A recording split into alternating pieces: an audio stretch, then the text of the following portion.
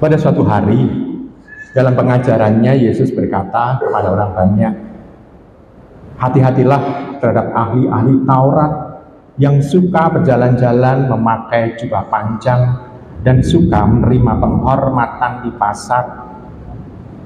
Mereka suka duduk di tempat terbaik di dalam rumah ibadah dan tempat terhormat dalam perjamuan.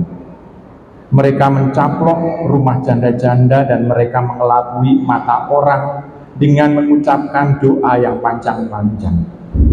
Mereka ini pasti akan menerima hukuman yang lebih berat. Pada satu hari lain, Yesus duduk menghadap peti persembahan. Yesus memperhatikan bagaimana orang banyak memasukkan uang ke dalam peti itu. Banyak orang kaya memberi jumlah yang besar. Lalu datanglah seorang janda miskin. Ia memasukkan 2 uang tembaga, yaitu uang receh terkecil. Yesus memanggil para muridnya dan berkata kepada mereka, sesungguhnya aku berkata kepadamu, si janda miskin ini memberi lebih banyak daripada semua orang yang memasukkan uang ke dalam peti persembahan. Sebab mereka semua memberi dari kelimpahannya, tetapi janda ini memberi dari kekurangannya. Semua yang dimilikinya, yaitu seluruh nafkah. Demikianlah sabda Tuhan.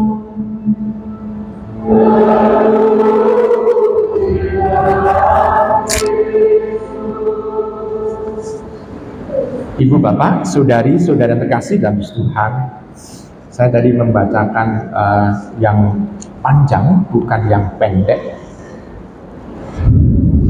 Tapi di sana kita bisa melihat ada sesuatu yang luar biasa yang mau diwartakannya, yakni mau dibandingkan antara persembahan janda miskin dengan apa yang dicari oleh ahli-ahli Taurat. Ahli-ahli Taurat menerima penghormatan di situ karena dia seolah-olah membawa Allah dalam hidupnya. Sebetulnya kalau orang itu menghormati ahli Taurat atau imam-imam pada waktu itu, sebetulnya menghormati karena tugas orang itu mewartakan Allah.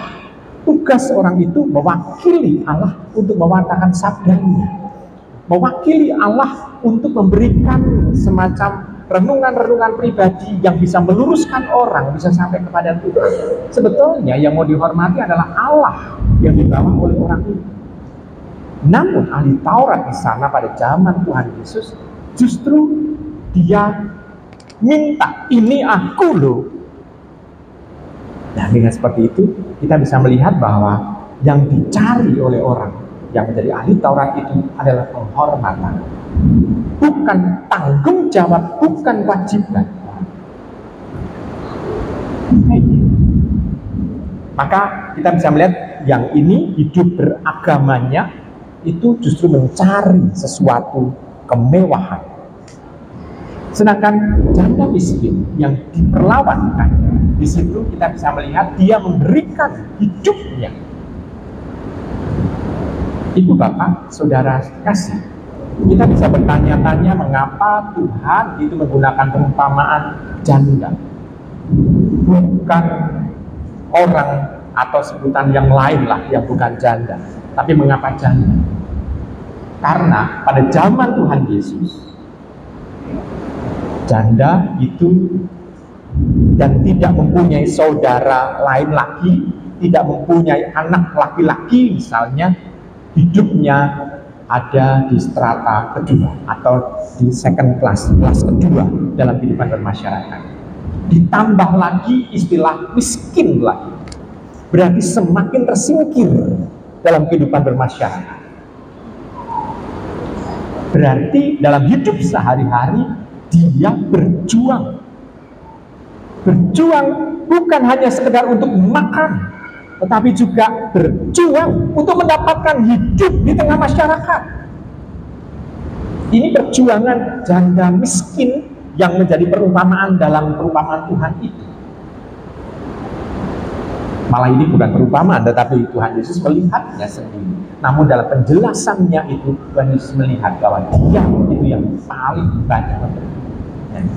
Sekarang kalau kita bisa melihat perjuangan janda, ya sekarang kalau kita belajar dari diri untuk diri kita, ibu bapak, saudari kasih, saya percaya bahwa Anda mempunyai pengalaman untuk memberi. Anda mempunyai pengalaman untuk berderma. Anda mempunyai pengalaman untuk membantu orang lain. Anda pasti semua jemaat yang bisa itu mempunyai pengalaman seperti itu. Namun sekarang saya mau tanya dulu. Apakah kalau kita memberikan sesuatu kepada orang, harus nunggu kita menjadi kaya terlebih dahulu? Apakah harus nunggu kita menjadi kaya terlebih dahulu baru? Oh, ternyata suara saya masih kalah keras dengan betul. Apakah kita harus nunggu kaya? Tidak. Seandainya sekarang saya mau tanya, Anda punya baju dan di lemari masih bertumpuk-tumpuk banyak. Ada orang yang membutuhkan baju, Anda memberi yang masih bungkusan, masih ada labelnya, branded lagi, atau yang baju bekas. Kebetulan kalau ada orang yang telanjang lewat depan rumah, yang Anda berikan yang mana? Halo? Biasanya adalah baju bekas. Orang memberikan dari sisa yang dia miliki. Ibu bapak, saudari terkasih dalam Tuhan, kita melihat di sini, janda miskin itu justru memberi lebih banyak dari sebetulnya yang dia butuhkan untuk Allah. Dia nggak peduli sebetulnya dalam persembahan di bait Allah itu, dia nggak peduli. Pokoknya yang penting dia mempersembahkan untuk Allah. Walaupun nanti mungkin uangnya itu nanti untuk apa nggak tahu. Yang penting adalah dia mempersembahkan untuk Allah. Motivasinya itu. Karena kita bisa melihat bahwa kehidupan dalam bait Allah itu bukan hanya melulu untuk persembahan, bukan hanya melulu, tapi juga untuk menggaji imam-imam yang bekerja di bait Allah itu. Apakah Allah butuh uang? Enggak, Allah enggak butuh uang. Namun janda itu memberikan sebetulnya apa yang memang itu menjadi hidupnya, diberikan kepada Allah, dipersembahkan kepada Allah. Kalau kita seringkali kan nanggup hitungan, itu kalau dipersembahkan ini gua pojok. Ibu bapak saudara terkasih, kalau Anda perhatikan setiap pengumuman gereja selalu ada hasil kolektor, betul ya? Hasil kolektor. Tapi saya percaya semua tidak akan ambil pusing ini gua apa. Tapi karena sudah ada font-fontnya, pasti percaya dengan apa yang menjadi misalnya diurus oleh penanggung jawab. Kalau ditanya, romonya seringkali lihat uangnya enggak? Enggak pernah, enggak tahu. Karena enggak pernah juga untuk hidup kami. Ibu bapak, saudara terkasih dalam Tuhan, kita percaya ketulusan hati umat yang memberikan itu. Kenapa? Karena selalu ada fonts yang memang untuk kebutuhan yang tidak hanya melulu untuk kehidupan romonya, tetapi untuk kebutuhan bersama. Ketulusan inilah yang sebetulnya haruslah kita pelihara seperti janda miskin itu. Dia memberi dari kekurangan. Ibu bapak, saudara, saudari yang terkasih dan kalau soal pemberian seperti ini lalu saya diingatkan dengan apa yang sudah dilakukan oleh ini kesaksian, karena ini suatu potret bagi saya yang terus ada di dalam pikiran saya, apa yang dilakukan oleh bapak saya. Pada waktu itu satu sore bapak melihat ada orang gila Kalau sekarang istilahnya apa? ODGJ, ODGJ, OD apa? Orang dalam gejala kejiwaan gitu ya. Nah, jalan telanjang lagi, laki-laki telanjang dan sudah hitam sekali, sudah memperlihatkan bahwa dia mungkin sudah berbulan-bulan gak mandi. Lalu bapak itu langsung gandeng orang gila itu, karena dia mungkin sudah mengamat-amati bahwa dia tidak melakukan kekerasan, justru mendapatkan kuliah. Lalu apa yang dilakukan? Ternyata bapak itu membawa orang yang sakit gila itu ke kamar mandi, lalu memandikan. Lalu pada saat itu pumpnya itu kadangkala hidup, kadangkala mati, pumpnya, PDAM-nya.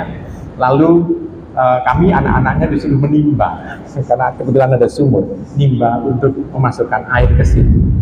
Lalu yang saya lihat, bapak saya ngosoki semuanya.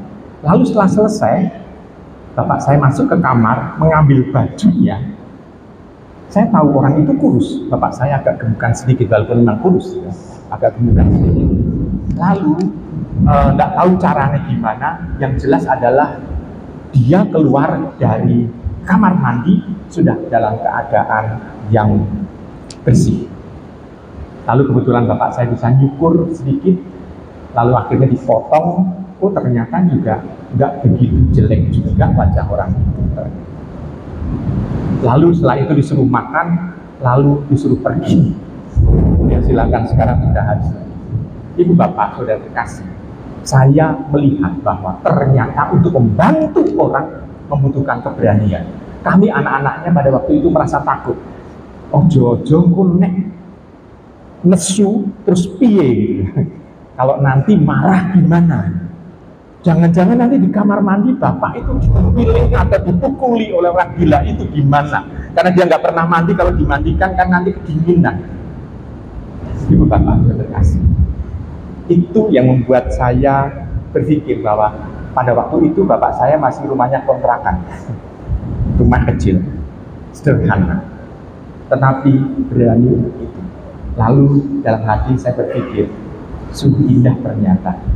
Membuat orang lain membantu itu berarti membuat orang lain menjadi bermartabat di depan yang lain. Sekeluar dari rumah, orang itu bisa berjalan dengan senyum-senyum sendiri, karena memang S4 kan. Kalau orang gila kan S4, jadi suka senyum-senyum sendiri. Tidak hanya S3, tidak hanya S2, tidak hanya S1, tapi S4. Di situ saya merasa ada pelajaran. Kalau membantu orang, butuh keberanian. Memberikan pokoknya apa yang sebetulnya pantas dan layak. Bukan yang terbaik, tetapi yang pantas dan layak untuk dipakai oleh orang. Yang jelas adalah bisa memanusiakan orang itu. Ibu bapak, saudara-saudara kasih, kalau saya melihat kehidupan jemaat di paroki ini, dalam hati saya bangga. Bangganya bagaimana? Karena paroki kita ini seringkali menjadi tempat jujukan dari paroki-paroki lain untuk memohon bantuan pembangunan gereja, pembangunan pastoran, pembangunan sarana-sarana pastoral yang lain di paroki lain. Dan semua umat rela memberi. Dan ini yang membanggakan kami. Berarti tampak bahwa teladan janda miskin di dalam bacaan Injil ini bukan lagi sesuatu harapan, tetapi sudah kita hidup. Maka ibu bapak, itulah sebetulnya wujud iman yang harus kita lakukan terus. Yang harus lagi menjadi satu PR bagi diri kita, yakni bagaimana mendidik aspek sosial kepada anak-anak kita atau generasi selanjutnya. Kenapa? Karena generasi ini adalah generasi selfie, yang seringkali justru yang mau diperlihatkan adalah dirinya sendiri di media massa atau di media sosial. Itu yang mau diperlihatkan adalah foto dirinya, citra dirinya. selfie. Maka untuk selfie ini seringkali sulit untuk bisa membina kehidupan untuk membantu yang lain.